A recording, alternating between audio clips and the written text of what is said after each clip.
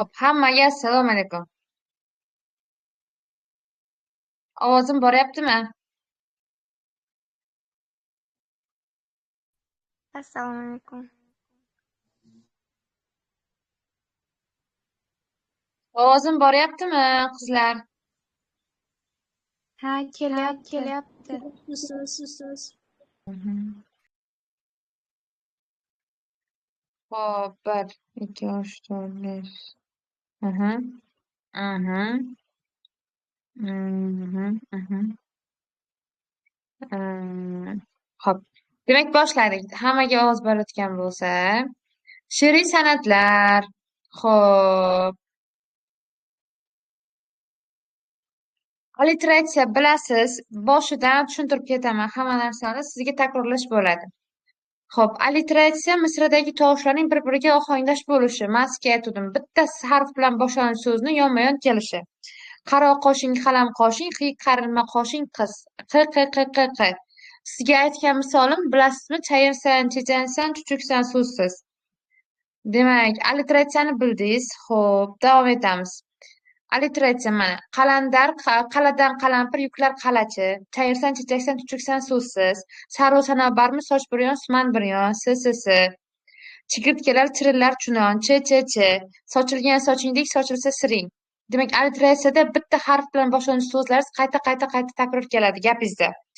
Bu degani izma-ketin keladi. Tushunyapsizmi? Misol, S bilan boshlangan so'z birinchi misra boshida kelib, keyin ikkinchi misrangiz oxirida bitta S bilan boshlangan so'z bo'lsa, u alliteratsiya bo'lmaydi. Alliteratsiya bo'lishi uchun sistema uyushi holatda kelib, bitta harf bilan boshlanishi kerak. Mana qarang, mana qaladan qalampir, yuklar qalachi. Q. Ya'ni masalan, bittasi bu yoqda, bittasi oxirida bo'lsa, u tasodifiy holatda ham bo'lishi mumkin unaqa so'z o'zi. Sizda alliteratsiya bo'lishi uchun izma-kettin bo'lishi kerak. Tushundingiz-a? Xo'p, davom etamiz. Keyingisi zapis qilib yozib olinyapti. Chat tashlab ham beraman. Yana ham qayta ko'rib chiqasiz. Anafora, epifora. Xo'p, siz bilan anaforani o'tganmiz, epiforani o'tmaganmiz menimcha. Anafora she'riy misralar yoki nasriy gaplarning boshida bir so'z keladi, boshida. O'sha boyagida alliteratsiyada bitta harf bilan boshlanuvchi so'zingiz takror kelsa, anaforada esa unaqa bo'lmaydi. Anaforada so'zingizni o'zi takror keladi. Ya'ni bir xil so'z takror keladi. Mana nega sening qalin toshing ketmaydi ularga, nega sening erkli ko'ngling erk bermaydi qo'llariga. Nega. Ko'rdingizmi? Alliteratsiyada esa qarang qanaqa edi. Unda bitta harf edi. Mana. Bunda esa sizda so'z takrori keladi. Tushundingizmi? Mana seni jindek xushvaqt qilgani, seni jindek xushbaxt qilgani. Seni jindek. Anafora she'riy misra boshida bir so'zning qayta takror kelishi. Keyingisi epifora. Epiforada she'riy misra oxiridagi tovushli so'zlar, iboralar takrorlanib keladi. Qaytaraman, she'riy misrani oxirida bir so'zning takrorlanib kelishi epifora. Boshida takrorlanib kelishi esa anafora. Bir harf bilan boshlovchi so'z takrorlanib kelishi esa alliteratsiya. Xo'p.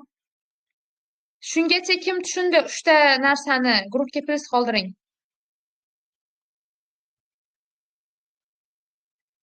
Kim tushundi?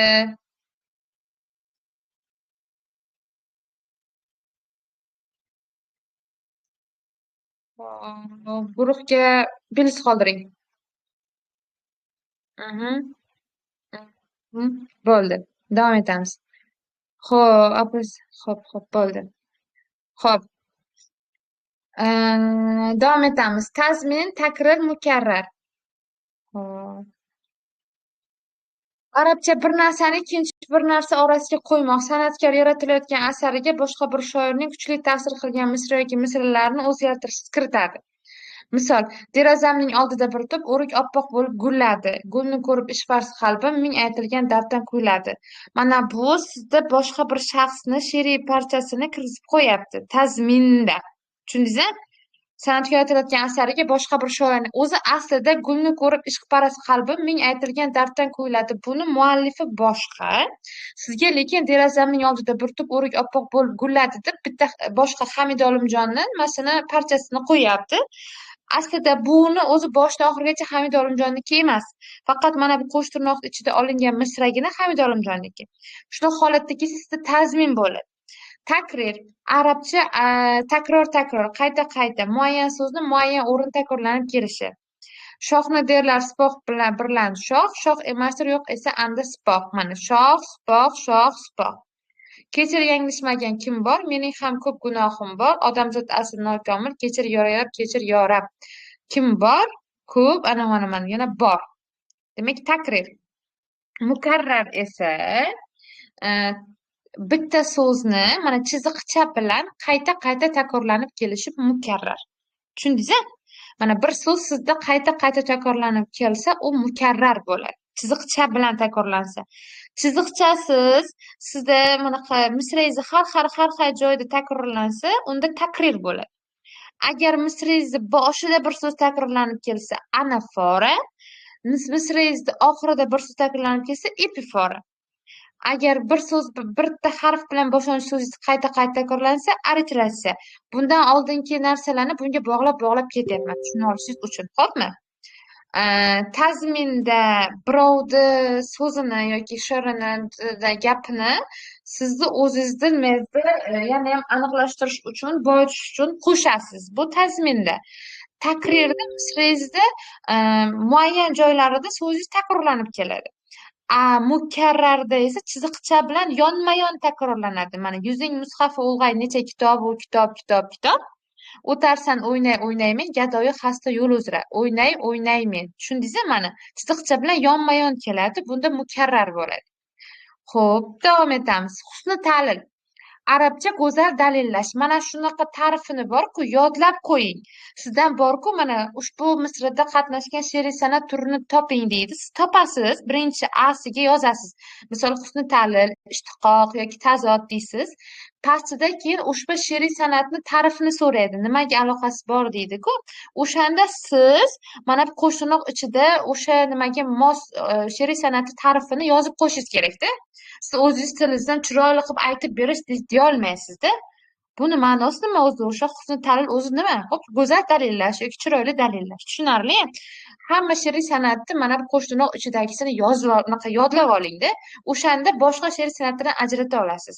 Mana bunda mukarrar takror qayta keltirish.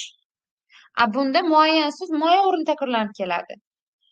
Mana bunda bir narsani ikkinchi bir narsa orasiga qo'ymoq. Tushundingizmi? Tazminda. Shunaqa qilib yodlamasangiz, bu ta'rifi uzun bo'lib ketadi-da. Lekin siz bir-biriga yaqin bo'lgan she'riy san'at nima demoqchi bo'lganini tushunmaydi, yo'q tekshirayotgan odam. Xo'p, mana qarang, tasvirlanayotgan biror hodisa, husni ta'lilga o'tamiz. Qarang, husni ta'lil sizda fantastik holatda chiroyli dalillab, chiroyli ta'riflab beradi. Tasvirlanayotgan biror hodisaga shoirona sabab ko'rsatish yoki biron voqeani unga dalil boshqa hodisa bilan izohlash. Mana jamoliy vasfini qildim chamanda, qizardi gul uyattin anjumanda. Labingdan chun suchuklik qand o'g'irlar, solurlar el ani suvga yalog'man. Voy.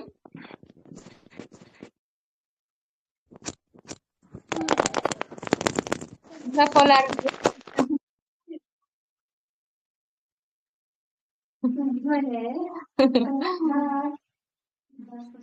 Hamma yaxshimi? Hamma sog' salomatmi qizlar? Mikrofoninglarni yoqib gapiringlar. Hamma yaxshimi?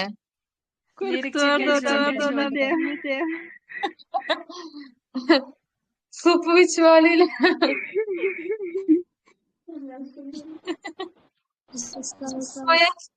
Hamma yaxshimi?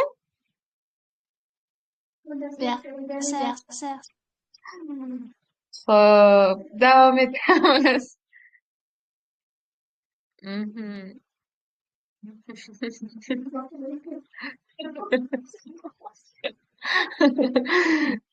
Xo'p. Xo'p. Husni ta'lil. Demak, qarang, sizda tasvirlanayotgan voqea hodisa chiroyliroq qilib tasvirlanadi. Ya'ni mana shu ko'p aytganman. ta'rifini. Labingdan cho'klik qand o'g'irlar, solurlar el ani suvga yalang'och.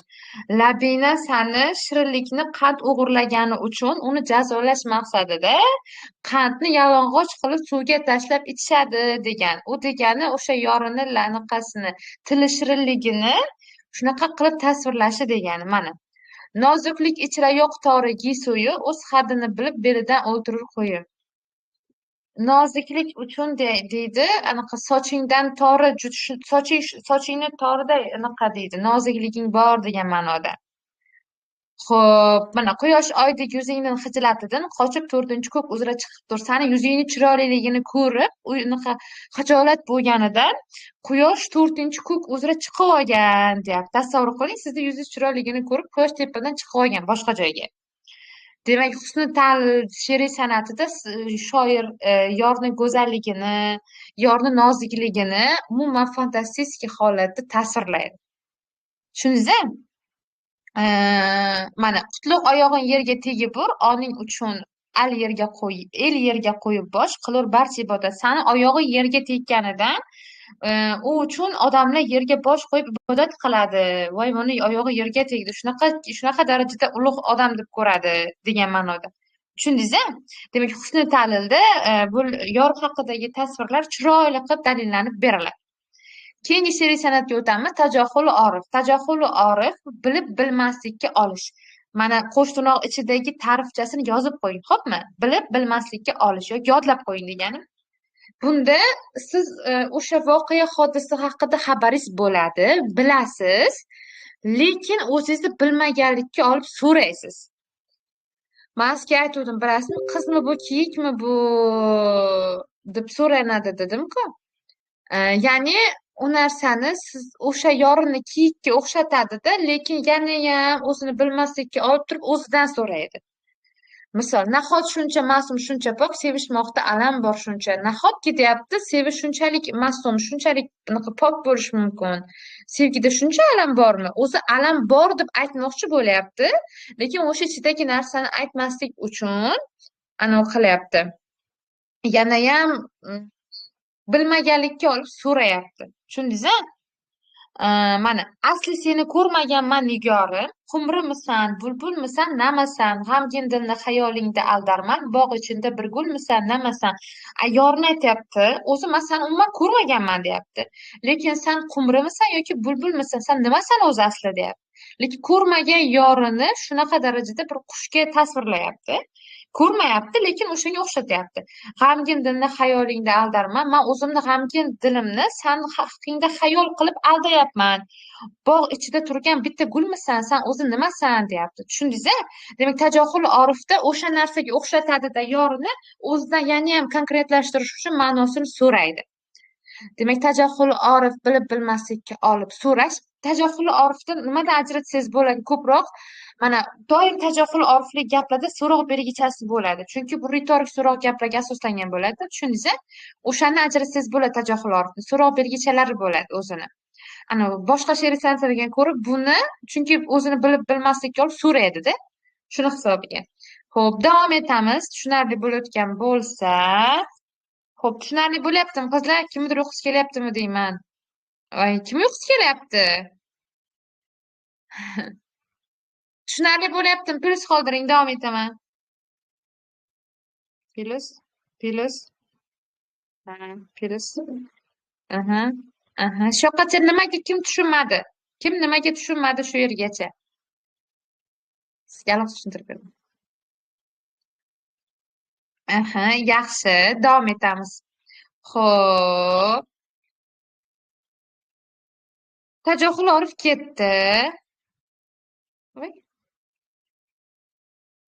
Kitobat. Baytda arab harflaridan foydalanish. Men sizga arab harflarini tushuntirib beraman degan edim. Payshanbami может imkonini qilaman tushuntirib berishga yoki ertaga arab harflarini ro'yxatini topib tashlab qo'yaman. Arab harflarini aytilishi bo'yicha naqayizda kitobatda arab harflarini aytilish nomi keladi. Arab harfini o'zi yozilish holatda kelmaydi. Misol arab harfi mamlaqa n bo'lsa, misol n ni ular n demaydi, nun deydi. Yoki d ni d demaydi, dod deydi, s ni sod deydi. Shunaqa ular arab harfini qo'shmaydi sizga. Unaqa misrangizda arab harfini aytilishini qo'shadi. Tushundingizmi? O'shandan siz bilishingiz mumkin bu yerda kitobot borligini. Keyin ko'proq kitobot bor bo'lsa, o'sha arab harflari ko'p holatda, doim ham emas, ko'p holatda sizda ana unga qo'sh tirnoqqa olib yoziladi. Misol jonimdagi jim ikki dolingga fido. Jim bu J harfi. Arablarda jim deb ataladi, J harfi. Andan so'ng alif toza niholingga fido. Alif anaqa belgichasi bor, u bitta tayoqcha belgi borda, o'sha narsa arab alifbosida alif deyiladi. Nuni dog'i anbarini hilolingga fido. Nun n harfini ular nun deydi. Arab harflarini aytilishini sizni misrangizda qo'llaydi qo'sh tirnoq ichida. O'sha sizda kitobotni yuzaga keltiradi. Tushundingizmi?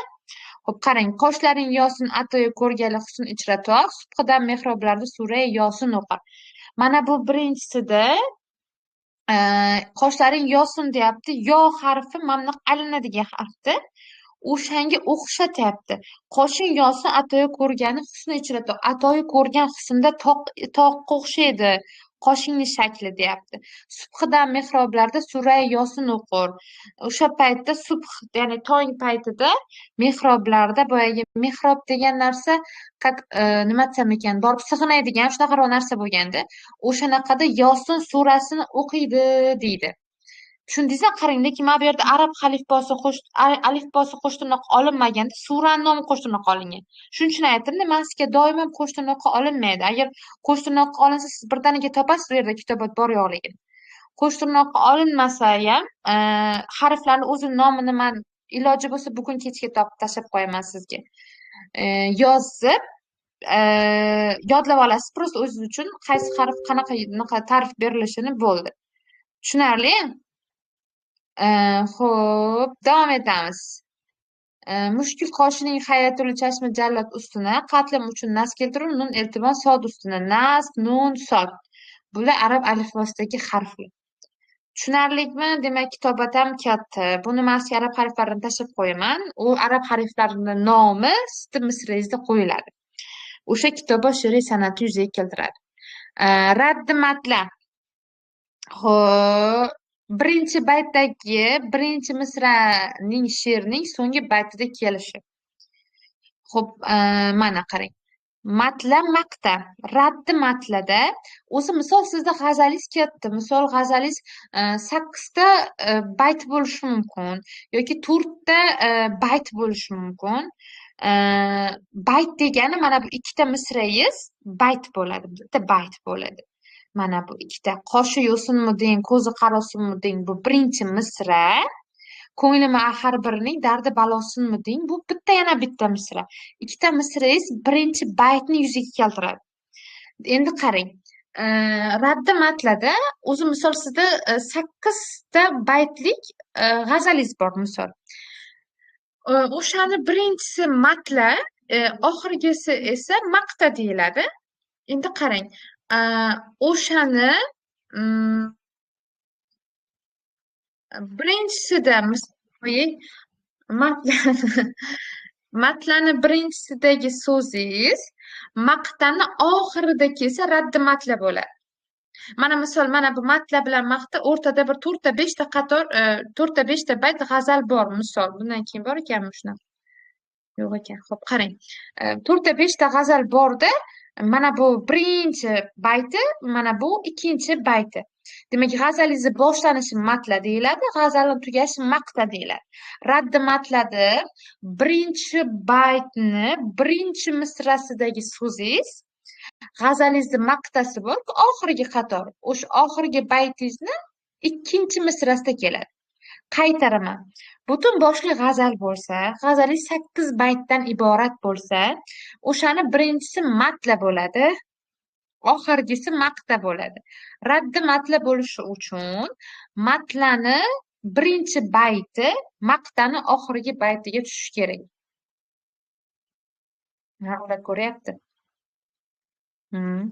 Yo'q, tushuntirib ham beryapman. Xo'p, tushundingiz-a? Xo'p, davom etamiz. Raddi matli ketdi, tushunarli bo'ldi. Yana o'zingiz ham ko'rib chiqasiz. Saj qofiyali nasr. Asosan dostonlarda uchraydi.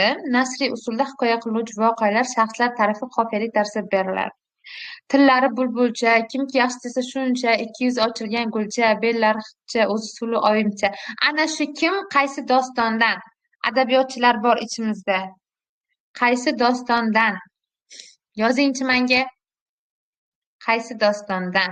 Tillari bulbulcha, kimki yaxshi desa shuncha. Qaysi dostondan?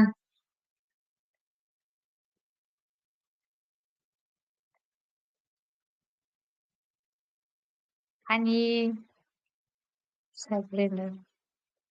Ha. Qaysi doston? Kuntug'mish. Xato. Alpomish. Xato. Rustamxon. Rustamxon. Aha. Rustamxondagi qaysi obraz? Qaysi obraz Rustamxondagi? Shunaqa ta'riflangan. Ha, Rustamxon. Aha. Shu emas. Qamchi. Ana bu. Kimni kanizi bo'ladi? Kimni kanizi bo'ladi?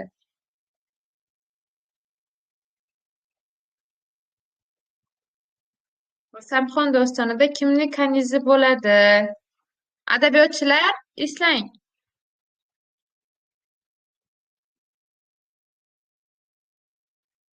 Kanizmi? Ha, kanizi shunaqa ta'riflanadi. Rustamxonni onasimi? Ey xudo, bular ismi yo'qmi-ya? Xo'p, davom etamiz. Tillari bulbulcha, kimki yaxshi desa shuncha 200 ochilgan gulcha, bellari xipcha, o'zi suluv oyimcha. Xo'p, demak, sizda voqeani, shaxsni nasriy usulda chiroyli qilib ta'riflaydi. Просто qofiya qilib aytadi. O'shanaqa narsa, mana ajab suratli bir qiz edi, jamoli kunni xira qilgudek, har kim husnini ko'rsa ketib, otdan yiqilib qolgudek. Demak, uyushtirib sizga ta'riflaydi. Tushunarli. Demak, saj qofiyali nasr. Ya'ni nasr yo'nalishida qofiya janriga solib ta'riflaydi. Bunaqa voqeadagi shaxslarni. Tushunarli. Xo'p.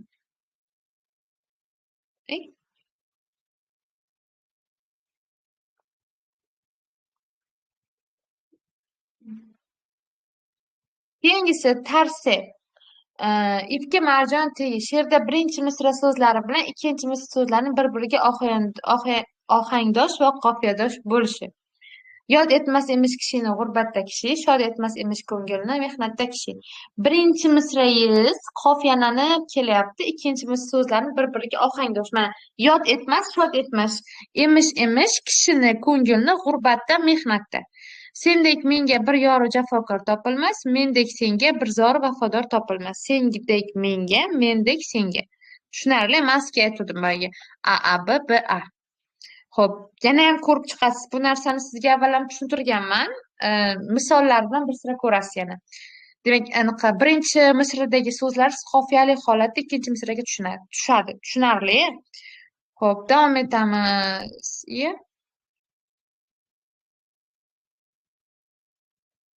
Xo'p, ishtiqoq arabcha so'zdan so'zni ajratish she'r yoki nasrda bir o'zakdan tashkil topgan so'zlarni qo'llash. Ya'ni asosdosh so'zlarni o'zagi bir xil bo'lishi kerak. Asosini ma'nosi har xil bo'lsa ham bo'laveradi. Asosiysi sizda o'zak bir xil bo'lsa bo'ldi. Tushunarli? Masalan, chu jonimdan aziz jonona sensan raj, kerakmas jon manga sensiz badanda ganj. Xo'p, qarang. Mana uzun sochingdan uzmasman ko'ngilni, oyog'ing qanda bo'lsa, boshim anda. Ganj gunjurukim chekib ko'p, qo'ymish erda jahonda 5. Jon. Ganj, mana uz, yana ganj.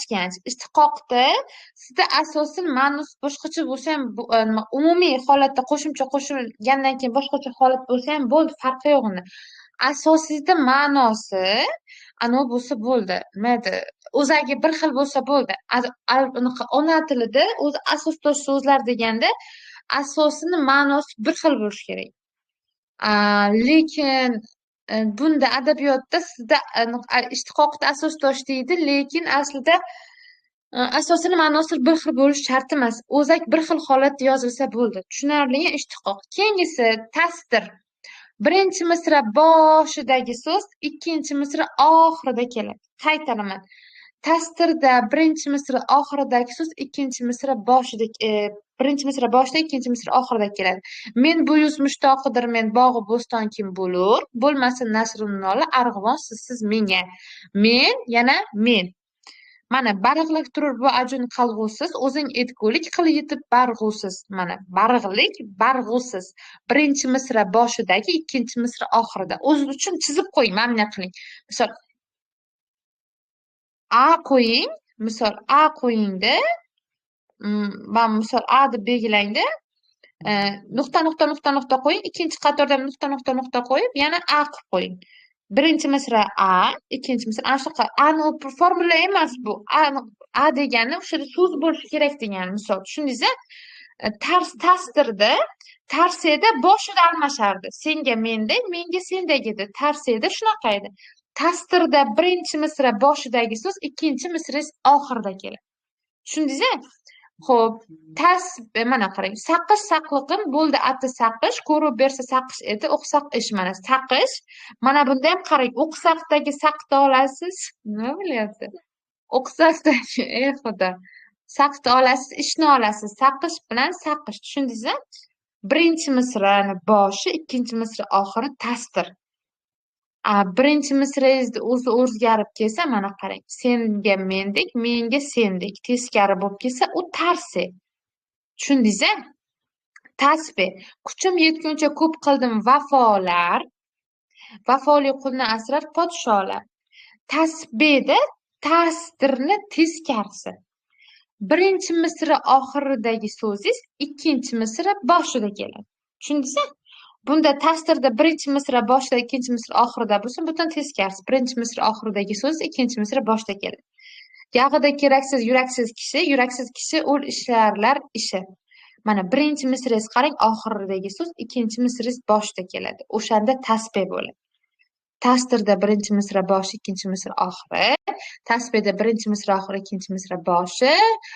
Tarsida esa birinchi qatordagi so'z ikkinchi qatorda o'rin almashib keladi. Xo'p, ana shu uchalasini yodlab olsangiz chalg'imaysizda keyin umuman. Xo'p, davom etamiz. Ishtiqoq tushundingiz, tasdirni tushundingiz, tasbihni tushundingiz. Tasdir, tasbih, tarsiya uchun bitta o'zizga formula yozib qo'ying. Xo'p. Keyingisi, xo'p, ruju. Xo'p, arabcha qaytish. Oldingi misra yoki bayt ifodaning fikridan qaytib, keyingisida uni kuchliroq, ustunroq fikr keltirish. Topilmas husn mulkimda senga teng bir qamar manzar. Na manzar shohid, na shohid, shohidi dilbar, yo'q ul oy, go'zallikda tengi. Olamaroy, dema oy oftob 18 yil dema 180 yil o'lsa o'ldirur. Qarang. Bunda qilyapti, bitta narsa bilan aytyapti, rujuda, yana fikrdan qaytyapti, yo'q, unaqa emas deydi, yana undan kuchli, masalan, san deyapti, bog'dagi bitta rayhonga o'xshaysan deyapti. Misolda, yo'q, rayhon emas, san atirgulsan. Yo'q, san atirgul emas, kamnama lolasan deganda. Tushundingiz-a? Bitta narsani, bitta yorini tasvirlayapti-da, keyin yorini tasvirlab turgan joyida undan fikrdan qaytyapti-da, yana ham ikkinchi marta tasvirlayapti, undan ham chiroyli qilib narsa bilan ifodalayapti-da. Ana shunaqa narsa ruju deyiladi. Misol qarang, topilmas husn mulki senga bir top qamar manzar, san deyapti, husn mulkida senga o'xshagan qamar manzar topilmaydi deyapti. Keyin yo'q, na manzari shohidsan, yo'q manzar emassan, san manzari shohidsan deyapti. Yo'q, na shohidsan, yo'q san shohid emassan, san shohidi dilbarsan deyapti. Tushundingizmi? Demak, bitta narsa bilan atayapti, ishonch hosil qilmayapti-da, fikrdan qaytyapti, yana shunaqa narsa, shundan kuchliroq narsa bilan aytyapti. Bir fikrdan qaytib, bo'rttirib, yana bitta yangi nom bilan aytyapti. Tushundingizmi? Rujuda shunaqa ta'riflash turi bo'ladi. Davom etamiz. Keyingisi. Xo'p. Tardi aks. Xo'p, qarang. qaytarib berish anaqa zid ma'noli. Bunda boyagi tarda aks ichiga kirib ketadi. Sizda tarsiya holati yozsangiz ham, tarda aks holati yozsangiz ham ko'proq boyagi formula mana bu tarda aksga to'g'ri keladi. Tushundingizmi? Mana boyagida nisbatan mana qarang, tarsiyada nisbatan hozir ko'ramiz. Qaniydi? Ha, mana. Ko'proq so'z ohangdosh bo'lsa bo'ldi. Mana yod etmas emish kishini g'urbatda kishi. Birinchi misrangizdagi so'zlar qanaqa qofiyalansa, ikkinchi misrangizdagi so'zlar ham shunday qofiyalanadi tarzida ko'proq. Mana buni yozganning sababi mana sendek, mendek, menga, senga, bir, yori, zori, vafokor, jafodor, topilmas. Shuning uchun buni yozgan bunda. Ikkinchi misrangizda nima bo'ladi? Ohangidosh bo'lgan so'z qo'llaniladi tarsiyada. Mana bunda tardaksda esa boyagi holatni formulasi bo'ladi. Tushundingizmi? Menga sen, sendek menga. Boyagida ohangdoshligi uchun yozilgan ekan. Tushunarli? Mana qaro ko'zim kelin mardumliq endi fan qilg'u, ko'zim qarosig'i mardum kibi vatan qilg'u. Qaro ko'zim, ko'zim qaro. Tushundingizmi? Menga dushor erur sensiz tirilmoq, senga men bo'lmasam ejon yig'amdir. Menga sensiz, senga men. Tushunarli? Tarsiyada bir xil ohang tushishi kerak. Qarang, mana bunda ohang bir xil emas. Menga, senga, lekin dushordan keyin men deyapti, tushmaydi. Erur bilan bo'lmasam tushmaydi. Sensiz bilan ejon tushmaydi. Boyagi tarsiyada ohangi bitta tushyapti. Birinchi misrangiz bilan ikkinchi misrangiz. Tardaksda boya tushuntirgan formulamni, tarsiyada tushuntirgan formulamni tardaksda qo'llaysiz. Tushunarli? Xo'p, shu yergacha kimga tushunarli bo'ldi? Marjon terismi qisqachasi? Ha, bir xil yoziladi. Sekinroq gapiring ustoz. Hay.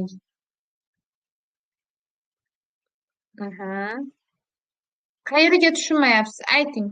Shu paytga tushuntirgan joyimni qayeriga tushunmayapsiz? Hammasi tushunarli bo'ldimi, qizlar? Shu yoqqacha tushuntirganim.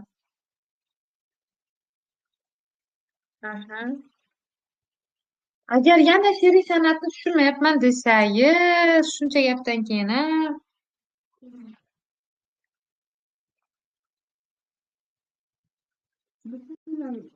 hammasiga tushunyapsizmi?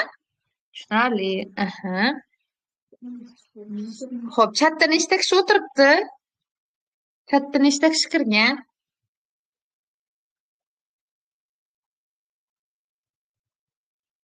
22 ta. Xo'p. Davom etamiz. Demak, tardaksi ham katta.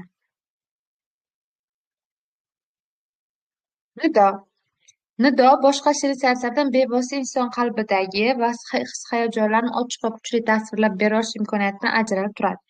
Insonning ichki tuyg'ulari portini misoli junbushga kelgani lirik qahramon olamdagi har qanday narsa xoslariga tabiatdagi istalgan narsaga o'zining qalbiga, suhbatdoshiga murojaat etishi mumkin. Undalmalar nido san'at yuzaga keltiradi. Demak, qarang, qisqa qilib tushuntirsak, sizni namunizda she'riy misrangizda undalma bo'ldimi, demak u nido bo'ladi. Undalma gap she'riy misrada undalma borligini qayerdan bilasiz? Undalmani o'zi ona tilda kimgadir nimanidir qaratib aytishadi o'zi. Qarang, misrangizda agar undalma tinish berigi bilan ham ajratib olasiz. Bu bir, ikki, o'sha misrada kimgadir qaratib gapirgan bo'ladi. Necha kun, necha tun orada o'tdi, Rustamga Sultonxon o'z so'zini aytdi. Quloq solgin xon otangni tilig'a, qo'zim, ketaylikda Oqtosh eliga. Qarang, undalma mana bu yerda virgulcha bilan ajratilyapti sizda o'zi mana. Undalma. Qarang. Virgul bilan ajratilyapti, keyin u qo'zim deb o'g'liga qaratib gapiryapti.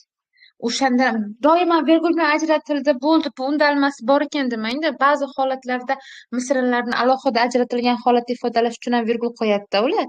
Siz ishonch hosil qiling undalma borligiga, o'shanda kimgadir qaratib nimanidir aytib berishiga. O'shani holatda bo'lsa, sizda undalma kelgan bo'ladi. Misrangizda undalma bo'ldimi, demak u nidoni vujudga keltiradi. Tushundingizmi? Mana sensiz u jahon ayshi alamdir menga ey do'st, shodlig'i ham mehnati hamdir menga ey do'st. Kimga qaratib gapiryapti? Do'stiga qaratib gapiryapti. Tushundingizmi? Undalma gapingiz oxirida kelyapti, undalmadan oldin virgul qo'yilyapti. Demak, nidoda kimgadir nimanidir qaratib aytasiz. Tushunarli? Demak, gapirayotgan shaxsiz bo'ladi. Mana ey Sabo, holim borib Sarvi Xromonimga ayt, yig'larimning shiddatin Gulbarg'i xandonimga ayt. Ey Sabo deyapti. Kimga qaratib gapiryapti? Saboga qaratib gapiryaptimi? Ana shunaqa holat bo'lsa nido bo'ladi. O'sha kungi kelgan universitet testimda ham nido bor edi. Tanassub degan, kimdir husni ta'lil degan, kimdir istiora degan. Voy, ho'p, tushunarlimi? Davom etamiz. Xo'p, nido oson. Undalma bo'ldimi? Misrada bo'ladi, nido bo'laveradi. Xo'p. Jamu taqsim. Arabcha soch. Assalomu alaykum. Ustoz qarangda hozir nidoda undalma faqat narsaga qaratib aytgan bo'ladimi uni daryoga dengizga osmonga aytadi. Bo'ladi, ha, bo'ladi. Shaxsga ham qaratib aytish mumkin, narsaga ham qaratib aytish mumkin. Sabab qarang mana. Mana bu yerda ey Sabo deyapti-da, Saboga qarab aytyapti. Sabo bu jonsiz narsa sizga. Mana bu ey do'st, qo'zim esa jonli narsa. U qaratib gapirsa bo'ldi. U jonli narsami, jonsiz narsami nido bo'laveradi. Tushundim. Rahmat. Mayli. Xo'p, davom etamiz. Ketdik, nido tushunarli bo'ldi. Undan keyingisi. Xo'p, jamu taqsim. Arabcha sochmoq, yig'moq. Birinchi misrada bir nechta narsa tushuncha nomi sanalib, ikkinchi misrada ularga taalluqli, aloqador yoki muvofiq keluvchi narsa tushuncha nomlari keltiriladi. Qarang, birinchi misrada bir necha narsani nomi sanaladi, ikkinchi misrada esa unga aloqasi bo'lgan narsa nomi sanaladi. Xo'p, qarang. Voy, zaryad qancha qoldi? Netay hurufari bazminki qatlim yo hayotimga, ayon ul zahir chashmi aylab, nihon bu nushxand etmas. Mana huruparini aytyapti, zahir chashim aylab deyapti. Hurupariga aloqador narsani ikkinchi misroga aytyapti. Ayon umanga zahrni chashma qilib aylaydi deyapti. Qatlim yo'q hayotimga, nihon bu nushxand etmas. Hayotimga u nihondan nushxand qilmaydi deyapti. Tushundingiz-a? Kerakmas oy ila kun shaklikim husnu malohatdan, ichim ul chok-chok etmas, tanim bu band etmas. Aytyapti, u oy shaklidan menga husnu malohat umuman kerakmas. U oy ila kun shaklidan husnu malohati ichimni chok-chok etmaydi, tanimni band etmaydi deyapti. Mana birinchi misrani aytib qo'yapti, ikkinchi misrada birinchi misrani izohlab beryapti. Tushundingiz-a? Nima uchun kerakmasligini yoki mana bu nima o'zi? Mana birinchi misradagi nima? Ma'nosi nima? Nima sababini ko'rsatib beryapti. Shu narsa jamu taqsim bo'ladi. Xo'p, davom etamiz. Keyingisi 17. Tadrij, ta'did. Tadrijda ifodalangan fikr, kechimi, manzar butun g'azaldori satrlarda daraja rivojlantiradi. Tadrijda rivojlanadi. Tadrij rivoj deb yozing yoki tadrij daraja deb yozlasangiz ham bo'ladi. Daraja. Tadrij daraja. Qaytaraman. Tadrij daraja. Xo'p, qarang, ne bo'lg'ay bir nafas men ham yanog'ing uzra xol bo'lsam, labing yaprog'ida tomkiki go'yo qadri bol bo'lsam, butog'ingga qo'nib bulbul kabi xonish qilib tunlar, o'pib g'unchangni ochmoqlikni tong chog'i shamol. Nima? Xo'p, qarang, aytyapti, bitta aytyapti. Man deyapti, yanog'ingda xol bo'lsam deyapti. Yaprog'i tomganki qadri bol bo'lsam deyapti. Butog'ingga qo'nib bulbul kabi xonish qilib tunlar deyapti. Shamol bo'lsam deyapti. Tushundingiz-a? Daraja u yori uchun qilayotgan ishlari aytiladi.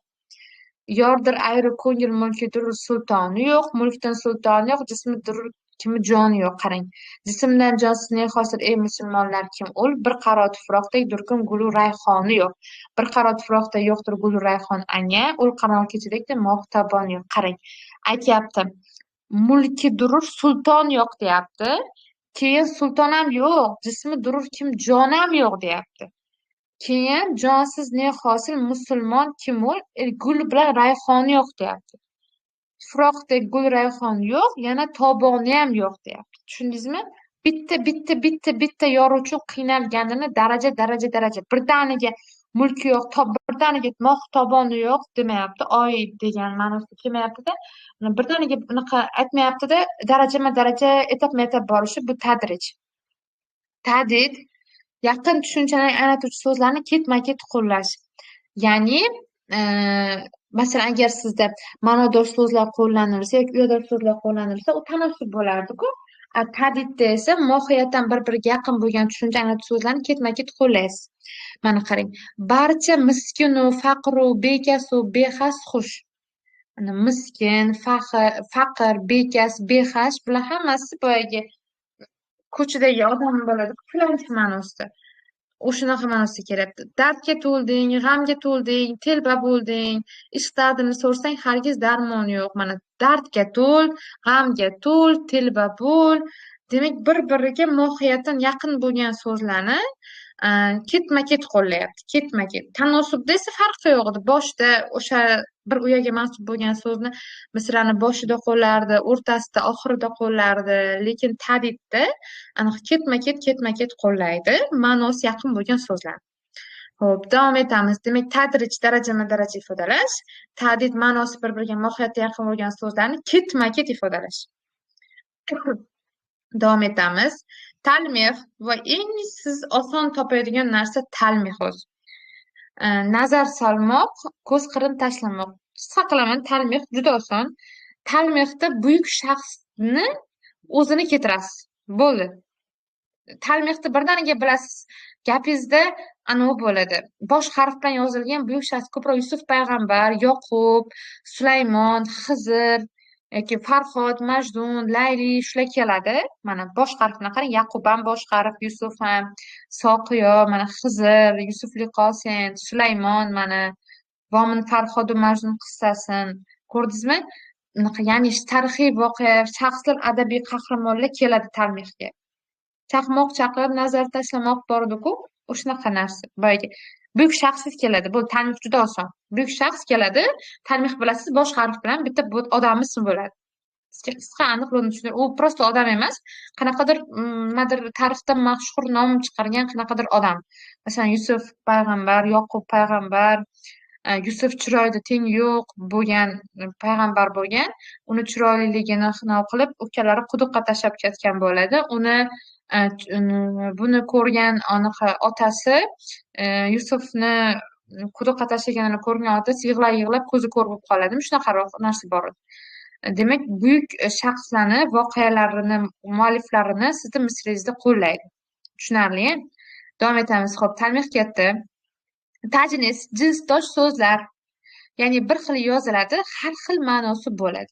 Jinsdosh yoki omonim. Ona tilini omonim bilsangiz, shakldosh so'zlarni qo'llanish tajnis yuzaga keltiradi. Bo'ying sarvu sanobardek beling qil, vafo qilgan kishilarga vafo qil. Mana bittasida bo'ying sarvu sanobardek beling qil deyapti. Qil bu nozik soch tolasi. O'shani aytyapti, qil va sochdagi tola, o'sha narsani aytyapti. Sani beling qilday nozik deyapti. Ya'ni belini soch tolaga o'xshatyapti. Vafo qilgan kishilarga vafo qil, bunda bajarmoq ma'nosida kelyapti. Tushunarli? Qarang. Kimgadir sen vafo qilgan bo'lsang, o'sha senga vafo qilgan kishilarga sen ham vafo bajar, vafoni amalga oshir ma'nosida kelyapti. Birinchi misrada soch tola, ikkinchi misrada bajarmoq ma'nosida kelyapti. Bir xil yozilyapti, lekin so'zni ikkita misrada ikki xil ma'noli so'z. Ana shu holat tajnisni yuzaga keltiradi. Ya'ni jinsdosh bir xil yoziladi, har xil ma'nodagi so'zlar. Buni bilasiz. Tuyuq. Tuyuq mana bunaqa qofiyalanadi ko'proq. Hozir qita tuyuq ruboiyni ham tushuntiraman. Qizlar, ovozim qaytyapti-da. Xo'p, shu yergacha kim nimaga undalmaning kelishi, nidoni qisqacha ta'rif qanday bo'ladi?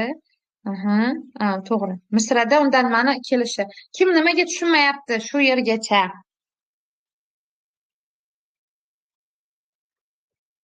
Rahmon, tushunarli. Xo'p. Yana ham o'zingiz ko'rib chiqasiz. Men sizga tashlab beraman. Hozir PDFni tashlab berarkanlarda bee'tibor bo'lmang. Bo'linib fikringiz. Men o'qisangiz tushunmay qolasiz keyin. Tushuntirgan paytim anglab oling, qizlar.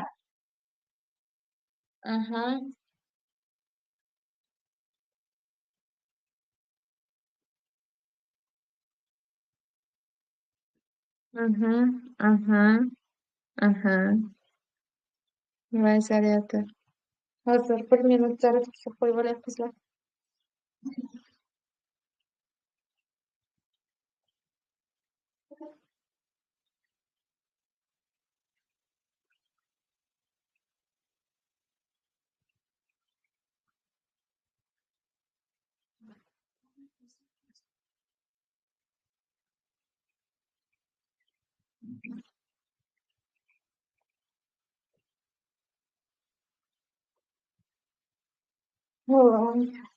Demak, hammaga tushunarli. Aha, davom etamiz. Madina nimagadir tushunmadi yo'q. Ha, tushunarli. Xo'p. Tuyuqda ko'proq sizga tuyuq tushadi. O'sgan sifir ham tuyuq tushuvdi, lekin mana misralayotgan misrada boyagi tajinlikni ko'rdingiz, bir xil yoziladi, lekin har xil ma'nodagi so'zlar keladi-ku. Tuyuqdan shunaqa qofiyalanadi. A, B, A. Buni zaryadga qo'yganimga bo'lyapti. A, B, A. Ya'ni bu degani birinchi, ikkinchi, to'rtinchi misrasi qofiyasi bir xil, uchinchi misra boshqacha. Qo'lingdan kelgancha chiqar yaxshi ot, yaxshilik qil bolam, yomonlikni ot. Nasihatim yod etib ol farzandim, yolg'iz yursa chang chiqarmas yolg'iz ot. Birinchisida qo'lingdan kelgancha sen yaxshi ot chiqar, ya'ni bu yaxshi nom chiqar deyapti, nom ma'nosida kelyapti. Ikkinchida yaxshilik qil bolam, yomonlikni ot deyapti. Bunda tashavvur degan ma'nosida kelyapti, otib yubormoq ma'nosida kelyapti. Yolg'iz yursa chang chiqarmas yolg'iz ot. Bunda hayvon nomi kelyapti. Tushundingiz-a? Tuyuqda tajnislik so'zlar keladi. Unaqa qofiyalanishi A, B, A. Ya'ni birinchi, ikkinchi va to'rtinchi misra bir xil qofiyalanadi, uchinchi misra boshqacha. Xo'p, davom etamiz. Ihom, tamsil, irsol, masal. Ihom shubhaga solish. Ya'ni qanaqa bo'ladi? Men sizga aytdim. Bitta so'zni ikki xil ma'nolari bo'ladi. Ikki xil ma'nosini qo'ysangiz ham xato bo'lmaydi misrada. Misol, chin so'yla xitob xo'plariga ne bo'lursan bor edi. Bittasiga rost so'yla, sen xitob xo'plariga nima bo'lasan? Ikkinchisida mamlakat nomini aytyapti. O'sha chin Xitoy so'yla, sen xitob xo'plariga o'zi ne bo'lasan deyapti. Xo'p, tamsil, misol keltirish. Dalil sifatida ikkinchimiz hayotda bir hodisa misol keltirishga asoslangan san'at. Ey ko'ngil, jonni xayoli oldida qil peshkash, har nima bo'lsa aziz eltir kishi mehmon sori. Orazin yopqoch ko'zimdan sochilur har lahza yosh, o'yla kim paydo bo'l, yulduz nihon bo'lg'ach quyosh. Ya'ni birinchi misra ifodalangan fikr dalil sifatida ikkinchi misrada hayotiy bitta misol aytib qo'yadi. Irsol masal maqol keltirish, ya'ni sizni misrangizda bitta maqol qo'shib qo'yadi. Sabr qilsang g'o'radan halvo bitar. Mana shuni yaxshi tushuning. Sizga chunki misra tashlaydi, misraga aloqador bo'lgan maqolni toping desa, siz maqol yozmaysiz, o'zi tushunchangizni yozyapsiz. Kechirib qo'yibsiz. Siz o'sha misraga oid bo'lgan maqol yozishingiz kerak o'zi aslida. Mana bir g'amza yetar lutfini devona qilurg'a, bordir masal al oqlu kam fiql ishora. Mana bu misringizda qo'llangan irsol masal. Maqol, matal yoki hikmatli so'z qo'llansa, eslanglar boyagi lutfini oyog'ingga tushar har lahza gisu g'azali boshdan oyoq irsol masal shaklida yozilgan g'azal. Ya'ni birinchi misrada oxirgi misragacha, oxirgi baytgacha har bir misrada bitta maqol, har bir baytda bitta maqol qo'llab ketgan. Keyingisi xo'p, voy nidoni ko'ruvdik-ku. Voy, o'tib ketib qoldi. Xo'p, tamam. Misol masal. Xo'p. Mubolag'a litota. Mubolag'a bo'rttirish, kattalashtirish, litota esa kichkina qilish. Mana shomurti shoxalab har yoqqa ketgan, ichida sichqonlar bollab yotgan, iziga tushgan pishak 6 oyda yetgan. Shunchalik darajada katta ifodalayaptiki, bitta odamni shomurti, soqoli hamma joy soqolda, shomurt soqol. Soqoli uzun deyapti, ichida sichqonlar bollab yotib soqolini deyapti. U sichqonni tiqish uchun soqolni ichiga pishak kirib ketsa, pishak 6 oyda sichqonni topgan soqolni ichidan deyapti. Uni soqolni shu darajada katta ifodalayaptiki, o'sha narsa mubolag'ani yuzaga keltiryapti. Mubolag'ada bo'rttirib ifodalaydi. Tushunarli? Ya'ni sizda kuchaytirib aytadi. Voqea hodisani kattalashtiraveradi. O'zi bu realniy unaqa narsa bo'lishi mumkin emas-da. Uzun soqol, soqolni ichida sichqon bollab yotibdi. U sichqonni tutib olish uchun ichiga pishak kirgizib yuborgan, pishak esa 6 oy topib yetib oldi. U boyagi sichqonni topish uchun. Mana odam tushmas uning aytgan tiliga, 500 quloch yetmas uning beliga. Tasavvur qiling, 500 quloch degani 500 ta odamni ana unisi. kattalikdagi qo'lini hajmini quchog'i deyapti. Ana shunaqa uni beli shunchalik kattaki deyapti. 500 ta quchog'im yetmaydi deyapti. Bu вообще shunaqa darajada mubolag'ada kattalashtirish bo'ladi. Ya'ni shuning uchun ham giperbola deyiladi. Litota esa mubolag'ani mutlaqo teskarisi. Unda predmet hodisa detal bir necha barobar kichraytiriladi. Mana bu. Bo'ying sarvu sanoatbardagi beling qil, vafo qilgan kishilarga vafo qil. Bu tajnisga ham kiradi, litotaga ham kiradi. Tushundingizmi? Tajnisdagi qil ikki xil narsa. Litotada sani beling qil deyapti. Uni yorini belini bir tola sochga o'xshatyapti. Shunchalik ozg'inki, litotada shunaqa bo'ladi. Bir tola sochga o'xshatyapti. Ya'ni o'zi aslida juda bir tola sochlik bel bo'lish mumkin emasda. Litotada shunaqa nozik qilib ifodalash uchun bir tola sochga o'xshatadi. Misol mana bu o'lsanamki suv yoqasida paridek o'tirur, g'oyaki nozikligidan suv burla yutsa bo'ladi. U bitta suvni oldida bitta pari o'tiribdi deyapti. U sanam deyapti. Uni nozikligidan bir xurtum suv bilan yutib yuborsang bo'ladi. Shunaqa darajada u nozik deydi. U shunaqa narsa litotani yuzaga keltiradi. Suv oldida o'tiradi. Nozikligidan suv bilan yutsa bo'ladi deydi. Tushundingizmi? Xo'p, davom etamiz. Litota kichraytiradi, giperbola mubolag'a esa kattalashtiradi. Tashxis odamlarga xos xususiyatlarni josus predmetlarga, tabiatning turli xoslalariga ko'chirish orqali, to'g'rirog'i insoniylashtirish orqali paydo bo'ladi. Ya'ni jonsiz narsalarga jonli narsalarni harakatini ko'chiradi. Zoriqtirmay kelsangchi bir intizor qilding buncha deb yaproqlar tebranadi to charchab uxlaguncha. Yaproq sizga tebranyapti. Zoriqtirmay tezor intizor qilmay kelsang bo'lmaydimi deydi. O'zi aslida bu harakatlar insonlar tomonidan amalga oshiriladi, lekin uni jonsiz narsalar insonlardek gavdalantiradi. Jamoling vasfini qildim jamanda, qizardi gul uyatdan anjumanda.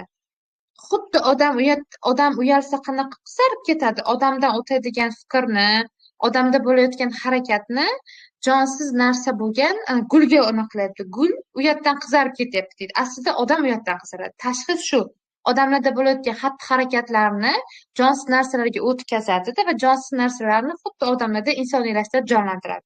O'shanaqa narsa tashxis deyiladi. Xo'p, davom etamiz. 24. Intoq. Intoqda esa o'sha boyagi jonsiz narsangiz gapiradi. Tushundingizmi? Boyagi tashxisda harakatni bajaryapti deb aytayotgandi. Harakatini bajaradi, lekin o'zi gapirmaydi. U haqida ta'rif beriladi. Intoqda esa gapiradi. Boradi-ku, men gilosman bilib ol, rangim oluq, so'zim bormi? Mana gilos o'zi gapiradi. Mana bunda ham ul yulduz uyalib boshini bukib aytadir, men uni tushda ko'raman. Mana. Demak, yulduz uyatdan men uni tushda ko'raman deb aytyapti. Intoqda jonsiz narsa tilga kirib gapiradi. Tashxisda esa insonlar bajargan xatti-harakatlarni jonsiz narsa bajaradi. Xo'p, davom etamiz. Intoq ketdi. Tazod, bir-biriga zid ma'noli bo'lgan so'zlarni qo'llash. Mana, shodlik, qayg'u, kecha, kunduz. Xo'p. Shifo, xo'p, bemor, xo'p, nodon, dono, xazon, bahor. Demak, o'lim, keyin o'lim va tirilmoq bor edi. Mana, o'lim, tiril. Tushundingizmi? Mana mijalari xor, anaqa keng, qaboqlari keng, og'izlari tor, keng. Demak, zid ma'noli bo'lgan so'z qo'llansa tazod deyiladi. Shu yergacha kim nimaga tushunmayapti? Ustoz, ertaga dars bo'ladimi? Yo'q, nega? 3 kun o'taman dedilar. Ishga yetganlar siz o'qishda bo'lsalar kerak, tushunarli. Voy, siz nimani muhokama qilyapsiz mavzu tushuntirayotgan paytda? Bittasi kanaliga rasm tashlab o'tiribdi hozir. Chatda nechta kishi bor? Chatda nechta kishi bor? 22 ta. Tushunyapsizmi qizlar, qayeriga tushunmayapsiz? Man hozir zapisini ham tashlab beraman. Bular qayerda esimda chiqib ketadi, tez tushuntiryapsiz demang. Bu narsani ancha bo'ldi tashlaganimga. Ha, sanmiding o'sha buyuk shaxs? Tushunarli. Aha. Xo'p. Tushunmagan joyingiz so'rang. Nimani aytib ketyapman men bunda sizga? Tushunarli. Bugun mani kanaldan chiqarib tashlaydi Marjon. Tushunarli. Aha. Aha. Xo'p. Davom etamiz. Tez gapirib ketyapsiz, ustoz. Ay, tez gapiryapmanmi? Bu narsa qanday sekin gapirish mumkin? Shu 2xing bosilib qolganmi? Asosan siz o'sha kungi testni tahlil qilaylik. Voy, bu qayerdan keldi? Men nima deb boydan beri gapiryapman? Yo sekin gapiryapsiz?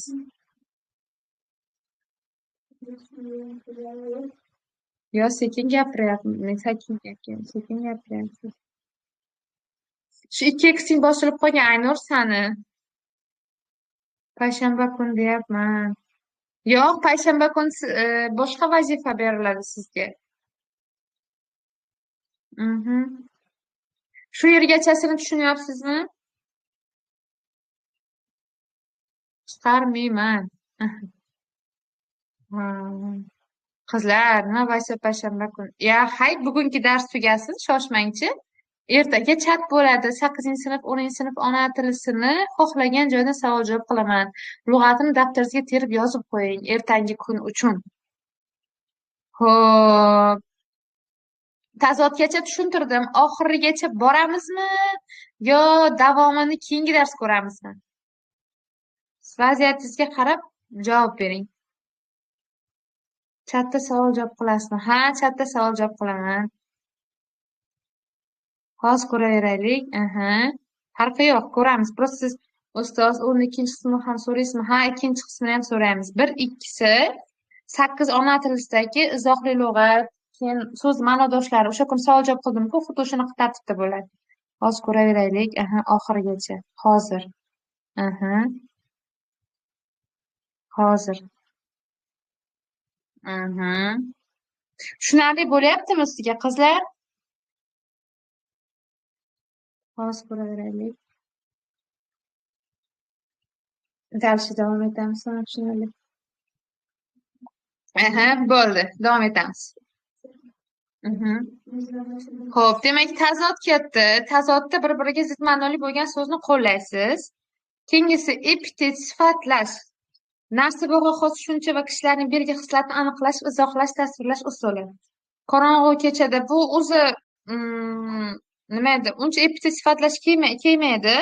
Prosta ta'rifini bilib qo'ying. Kishilarning belgi xislatlarini aniqlash, izohlash, tasvirlash usuli. Boshqa she'riy san'atlar bilan tag'ib ketib qolasiz. Ja, chuqur o'rganib ketsangiz buni. Prosta ta'rifini bilib qo'ying bo'ldi. Tanosub.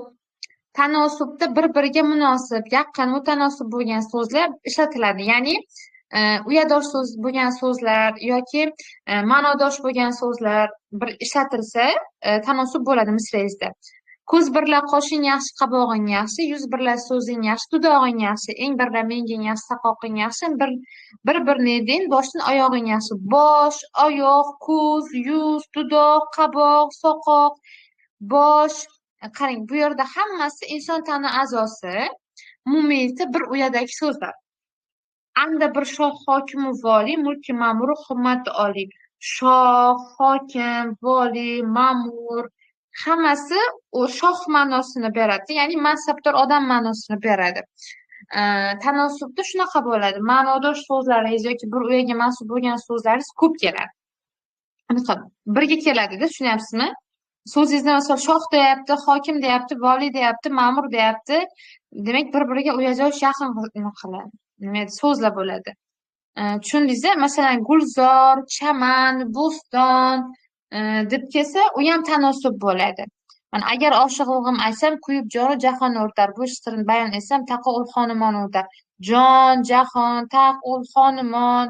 Tushundingizmi? Ana ma'nosi bir-biriga uyadosh, ya'ni bir uyaga mansub bo'lgan so'zlar keladi. Misrangizni har xil joyida keladi. Asosiysi bir uyaga mansub bo'lgan so'zlar bo'lsa tanosub bo'ladi. 28 istiyora. O'xshashlik asosida bir narsani nomi ikkinchi narsa nomiga ko'chirish. Istiyorada o'rganasiz ham Bahor opa. Istiyorada o'sha nom bilan ko'chiryapsiz-ku. Xo'p, istiyorada o'sha nom bilan aytadigan so'zingiz, istiyorada o'sha nom bilan ataysiz.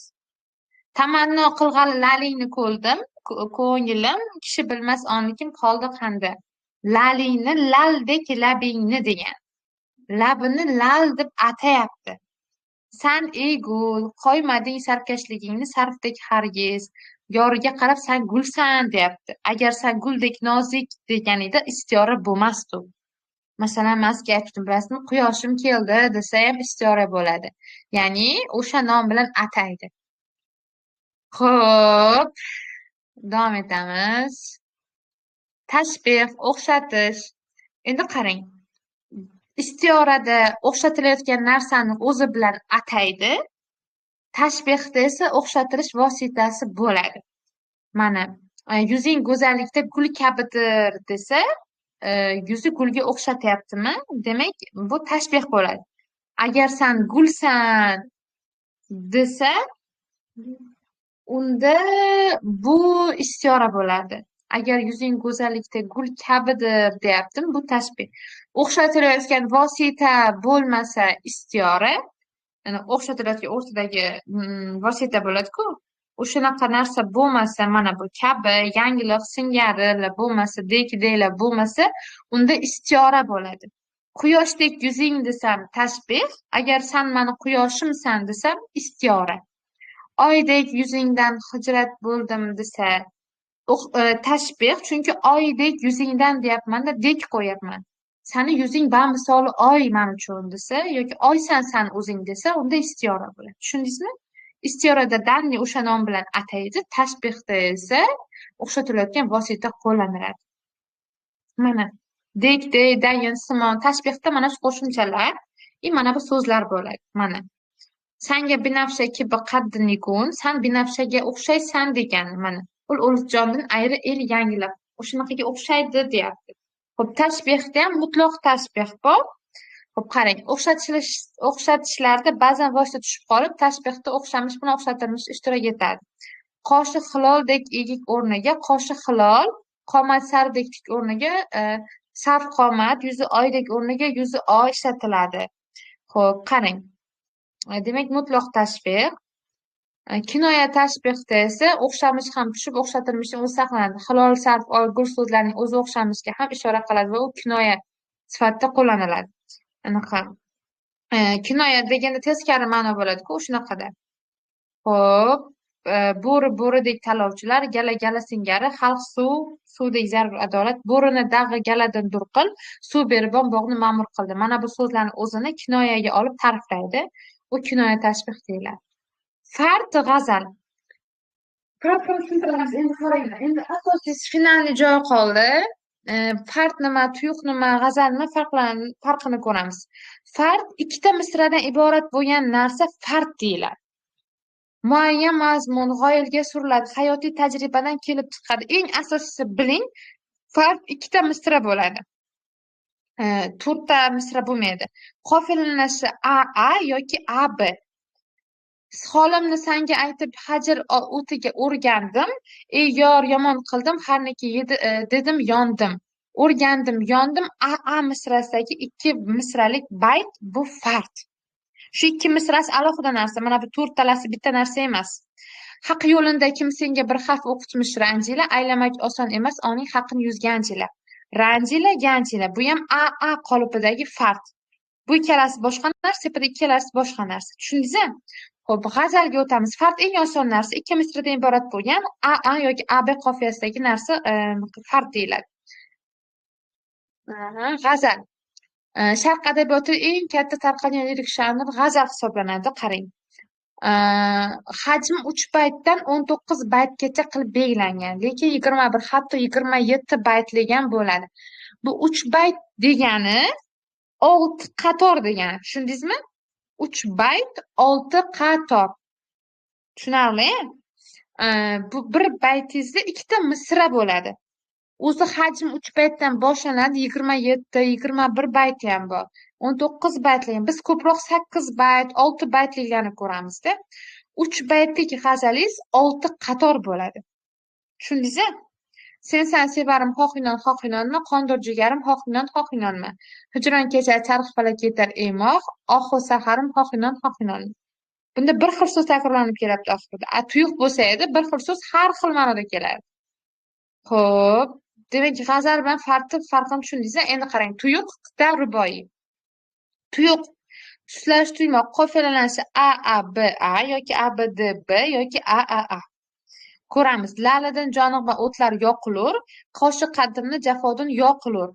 Qarang, mana bunda, boyagi g'azalingizda oxirida kelgan so'zlar bir xil ma'nolik, bir xil so'z edi. Uni ham qofiyalanishi a a b a edi. Lekin bunda har xil ma'noli so'z kelyapti. Bitta bir xil yozilyapti ham, yo o'tlar yoqiladi, jafodan menga yoqiladi, qilmas yoki qiladi bu narsa deyapti. G'azalda unday emas, bir xil so'z edi. Bunda bir xil yozilyapti, lekin har xil ma'noli so'z. Bu mana birinchi a b a qofiyasidagi. Xo'p, mana bu ham. Tig'i ishqin yarostir butmagan, dardini har kimga aytib butmagan. Hajar sahrosida oqim o'tida, anda gul yoqib giyoh butmagan. Oxirida o'nmagan ma'nosida, har kimga aytib baraka topmagan ma'nosida, ishqin yarostir butmagan, bu bitmagan ma'nosida, yara bitmagan ma'nosida. Uchta so'z uch xil ma'noda kelyapti. Tuyuqda ana shunaqa narsa bo'ladi. Tajnis bilan keladi so'zingiz. Charx tortib xanjari hijron bu tun, qo'ymadi bir zarra bag'rimni butun. Tunga borib bizni behol aylading, ne baloliq yor emish yora butun. Mana hijron butun, xanjari butun, mani qo'ymadi deyapti. Bir zarra bag'rimni butun qo'ymadi deyapti. Bunda qanaqa butun chala ma'nosida kelyapti. Butun deb aytyapti, tunga ishora qilyapti mana bunisi. Demak, a b shaklda bir xil yoziladigan har xil ma'nodagi so'zlar bo'lsa, bunda tuyuq bo'ladi. Ada qofiyalanish asosan a b d b bo'ladi. Ada qarang, mamliqa bo'lmaydi, boshqacha bo'ladi, oxiri bir xil kelmaydi qit'ada. Yuqori o'ltirur kim tilasa, kishilikdan ani yiroq bilgil. Demak, tilasa bilan bilgil bir-biriga o'xshamaydimi? Demak, bittasini a qilamiz, bittasini b qilamiz. O'ltirur safda yuqorilikdan bu umuman boshqacha narsa. Demakki, buni yana d qilamiz. Chunki bittasi tilasa, bittasi bilgil, bittasi yuqorilikdan bo'lyapti. O'ltirur safda yaxshiroq bilgil. Qarang, endi mana ikkinchi misra bilan bir xil bo'lyapti. Bunga yana b qilamiz. Demak, qit'ada qofiyalanish mamlaqa bo'ladi. A, B, D, B bo'ladi. Tushunarli? Sog' bo'ling, sog' bo'ling, sog' bo'ling. Birinchi misra, ikkinchi misra, uchinchi misra bir-biriga o'xshamaydi. To'rtinchi misra ikkiga o'xshagani uchun B qilindi. Tushundingizmi? Qit'ada qanaqa bo'lishini? Ruboiyda A yoki A B. Yo'q dahrida bir besaru sarson mendek, o'z holiga sargashdi hayron mendek, g'am ko'ydi xonma vayron mendek. Mana bir xil kelyapti. Tushundingizmi? Zavq sanga xurumanga jonona kerak, mayxona kerak, paymona kerak, to'layona kerak. Tushundingizmi? To'rtlik, bular faqat to'rtlik, anaqa ruboiy faqat 4 qatordan iborat bo'lib keladi. Tushunarli? Ruboiy qit'a tuyuqni yana bir sira o'zingiz o'rganib chiqasiz. Xo'p, kim nimaga tushunmayapti? Darshidon, ha. Yana kim tushundimi? Farqini tushundingizmi? Tuyuq qit'a ruboiyning farqini.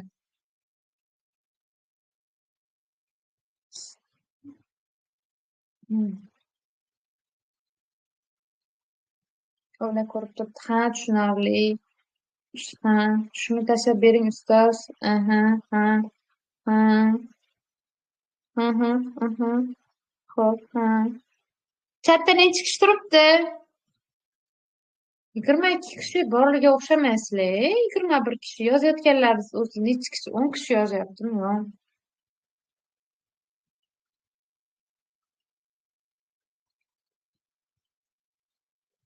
Farqini bilsangiz, erta sizga mana yopiq testsiz faqat qit'a tuyuq g'azaldan tushadi-da. Aha, ha.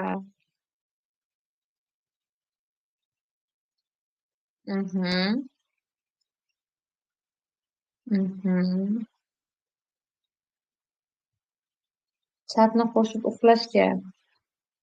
Shunchalik darajada orqayinki 20 kundan keyin sertifikatga kirishini payqagani ham yo'q.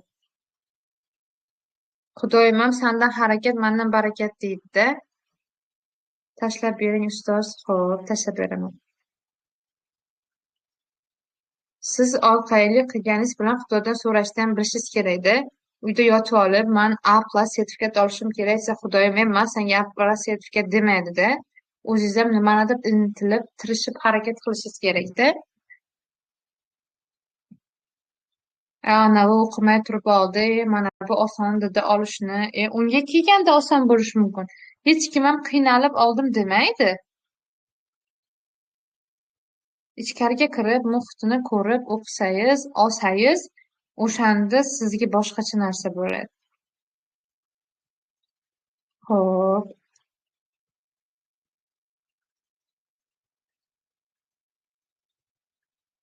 Yigirma bir kishi emasmi? 1, 2, 3, 5, 6, 7, 8, 9, 10. 11, 12, 13, 14, 15, 16, 17, 18, 19, 20. 20 kishi. Xo'p. Davom etamiz. Xo'p, 34. Qofiya ichki, qofiya tashqi. Xo'p, qarang, bu narsani qofiyalash uslubini o'zingiz bilib olasiz. Rabbiyni tushuntirib ketaman. Ohangdoshlik bu so'zlarda rabbiy deyiladi. Ya'ni qofiyadosh so'zlardagi tirgak tovush. Bitta qofiyada bir-biriga o'xshash bo'lgan rabbiy deyiladi. Lola, piyola, L, banda, xanda, D, oshna, muddao, O. Ya'ni anaqa g'azalingizda biz takrorlanib kelgan so'zingizda tirgak tovushi rabbiy bo'ladi. Mutloq bilan muqayyat qofiya. Bu narsa avvalan bilasiz. Asos qofiyadosh so'zlaringizdan keyin qo'shimcha kelsa mutloq, qo'shimcha kelmasa muqayyat bo'ladi. Xo'p, mana nishon, makon, xabar, qon qofiyalanuvchi so'zingizdan keyin qo'shimcha yo'q, bu muqayyat qofiya bo'ladi. Boshida, qoshida so'zida esa bosh, qosh asos, rabiy, rabiydan keyin qo'shimcha bo'lsa mutlaq qofiya bo'ladi. Radif bayt oxirida takrorlanib kelgan so'z. Bu kuni do'stlar farzand jononimni sog'indim, davronimni sog'indim, sog'indim. Tushundingizmi? Ana mendan o'rgandi, aylamakni mendan o'rgandi, aylamakni mendan o'rgandi. Bitta so'z takror kelsa, bu radif bo'ladi. Menimcha tushunarli bo'ldi hammaga. Xo'p, menimcha tushunarli bo'ldi. Chatni tugatsak ham bo'ladi.